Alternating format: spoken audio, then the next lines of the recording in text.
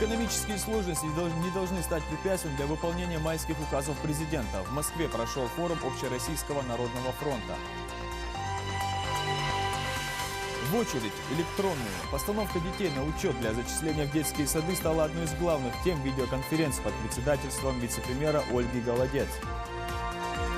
Ингушский след в немецкой литературе. Берснак Казиков о стихотворении Иоганна Гёте.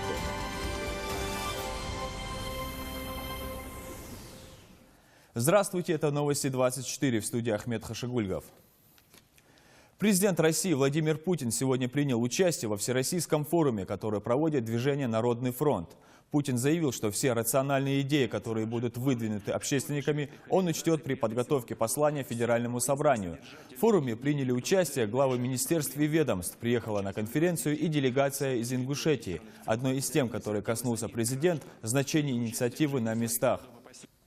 Все, у кого есть содержательные идеи, кто нацелен на решение проблем поселков, городов, регионов, да и страны в целом, смогут достойно проявить себя в ходе таких избирательных кампаний. Станут настоящими народными депутатами. Еще раз призываю вас как можно больше общаться с гражданами, получать так называемую обратную связь о том, как выполняются наши планы, что мешает их реализации, прежде всего на местах. Именно здесь большое пространство для инициативы самих граждан, для их участия в жизни своих городов и поселков. И надо эту инициативу развивать и поддерживать. Речь идет о реализации социальных, добровольческих проектов, других формах гражданского участия. Сегодня состоялась видеоконференция под председательством вице-премьера правительства России Ольги Голодец. Основной вопрос совещания – постановка на учет детей в дошкольные учреждения. Обсуждение темы продолжилось на совещании у Юнусбека Евкурова. Подробнее расскажет Хава Султыгова. На селекторном совещании под председательством Ольги Голодец выступили министр образования Дмитрий Ливанов и глава Минздрава Вероника Скворцова. Главные вопросы – введение электронной очереди в детские сады, в которую детей должны заносить с рождения. Также было отмечено, что необходимо устранить проблему с нехваткой врачей и медперсонала. В настоящее время возможность введения электронной очереди в указанные сроки обеспечена в 80 субъектах Российской Федерации. В 32 субъектах центры обработки данных электронной очереди установлены на уровне региона. Для обсуждения итогов видеоконференции глава республики созвал совещание, на котором отметил, что все поручения правительства России необходимо исполнить без промедления. Каждый ребенок с рождения должен занять свое место в электронной очереди. Для обеспечения эффективной работы образовательных учреждений нужно проводить конкурсы на лучшую школу, детский сад. Также нужно выбирать лучшего учителя и воспитателя года. Электронные очереди, они должны быть вывешены, и каждый, еще раз повторяю, не должен родитель ходить в детский садик, просить ребенка устраивать детский сад. Я категорически это запрещаю. Если хоть один директор детского садика будет обсуждать этот вопрос с родителями, этого детского директора наказать. Вот до увольнения. Но для того, чтобы этого не было, надо создать четкие, хорошо выверенные электронные очереди. И делать это надо, отслеживать ребенка с рождения в роддоме. Прямо вот схему создайте, программу такую специальную создайте. Юнусбек Евкуров особо отметил, что необходимо выявить всех врачей, которые помимо государственной работы занимаются частной практикой в ущерб основной деятельности. Он имеет право там работать, если он на 190% качественно выполняет свои обязанности там, где он за бюджетные средства работает. И вы знаете, как они эти врачи делают. Нельзя этого допускать. И здесь вплоть до возбуждения уголовного дела по некоторым врачам, которые, бросив свою основную работу, работают в клинике, которые в понедельник, принимая больного пациента в государственном бюджетном учреждении, направляют его на вторник в частную клинику или к своему подельнику, родственнику, или еще что вообще самый предел наглости. Высший предел наглости, когда пациент приходит на второй день в частную клинику, сидит этот же врач. Уже за деньги его принимает. А среди населения нужно провести опрос о том, как они оценивают работу докторов, и также провести конкурс на лучшего врача. Также глава региона поручил создать комиссию из работников налоговой службы, Росздравнадзора, прокуратуры, наркоконтроля и Совбеза для проверки всех аптек республики. Во всех аптеках, где бесхозно, без лицензии, без рецептуры, без чего-то продаются лекарства, там есть список определенный, эти аптеки лишат лицензии. Напоследок Евкуров велел запретить продажу энергетических напитков. Они подрывают здоровье подрастающего поколения, отметил он. А продажу алкогольной продукции могут осуществлять только лицензированные предприятия. Хава Султыгова, Тимур Карахоев, Новости 24. Легендарная российская газета «Красная звезда» отметила юбилей. Главному печатному органу Министерства обороны исполнилось 90 лет.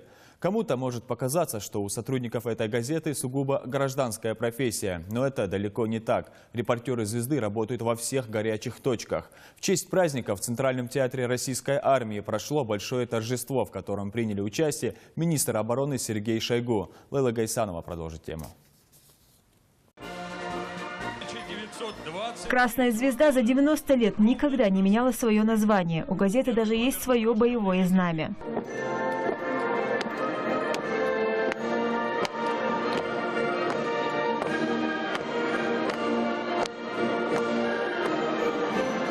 Печатное издание, по страницам которой можно проследить российскую историю. Большинство журналистов – офицеры. Не раз побывали в горячих точках. Созданная на заре 20 века, она стала ведущим печатным органом оборонного ведомства. Снискала широкое признание не только в армейской среде, но и у миллионов сограждан. На ее страницах нашли отражение все важнейшие события общественной и политической жизни. Корреспонденты редакции всегда оставались на переднем крае, не покидали боевых позиций. Даже во время самых тяжелых и кровопролитных сражений нередко ходили в атаку.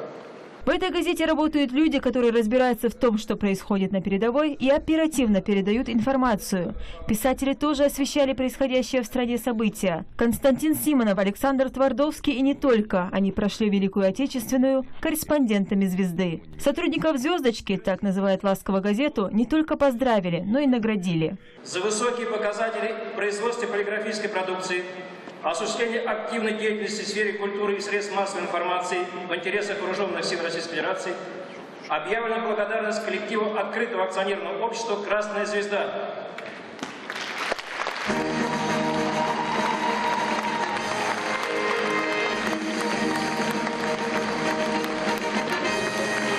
Впрочем, уважение читателей и их интерес к публикациям всегда были связаны с высоким профессионализмом и творческим подходом журналистов.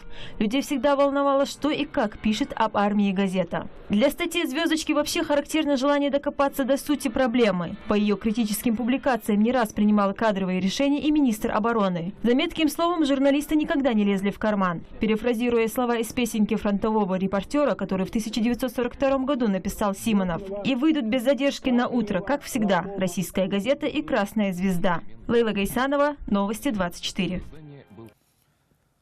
В Северокавказском топливно-энергетическом колледже прошла конференция с участием представителей духовенства республики, преподавателей и студентов колледжа.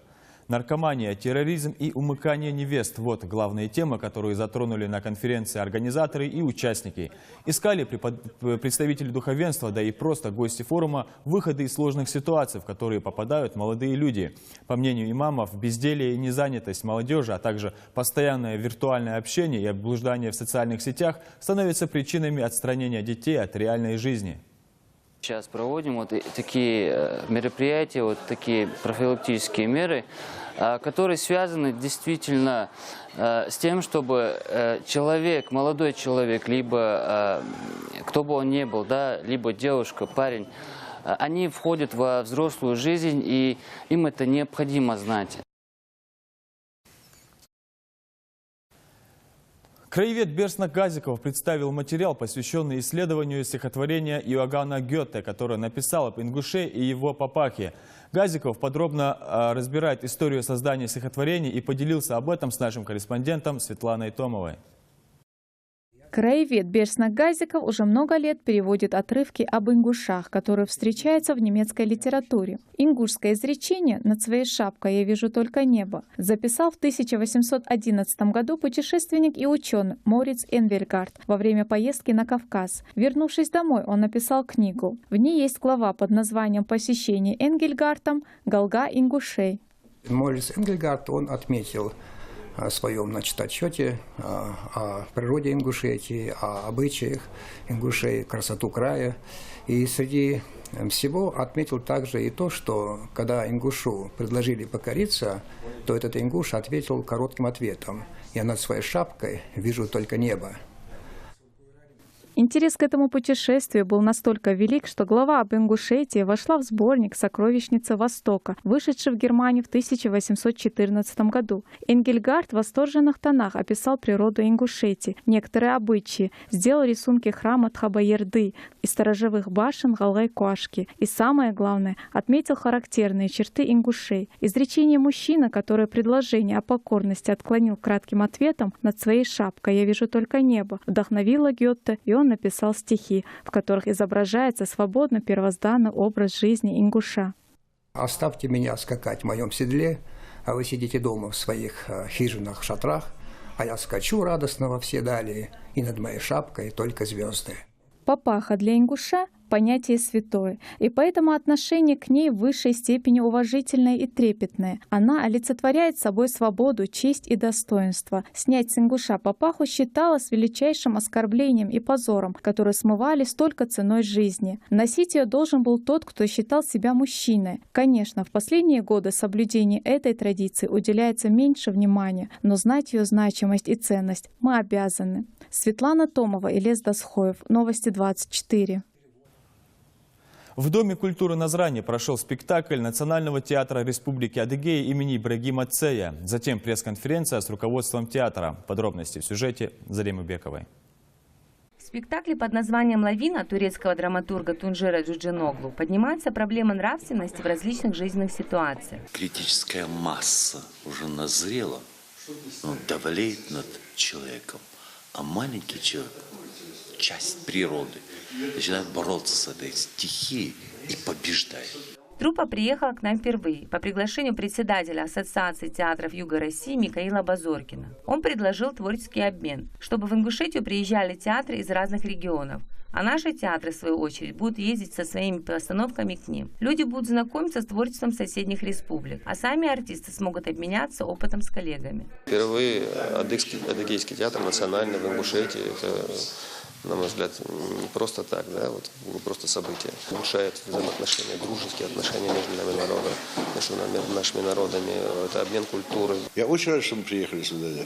И благодарен Михаилу Базоркину, который это все устроил, уговорил. Я считал, что это вообще невозможно, но все-таки получается. Если хочешь, всегда получается. Действие спектакля происходит в горном селении, где жители, опасаясь схода снежной лавины, 9 месяцев в году разговаривают шепотом. Но природного катаклизма не происходит. Оказывается, старейшины с помощью этой лжи держали жителей в страхе, чтобы было удобнее ими править. Зарема Бекова, Рахман Цуров, Новости 24. И это были новости к этому часу. Оставайтесь с нами. До свидания.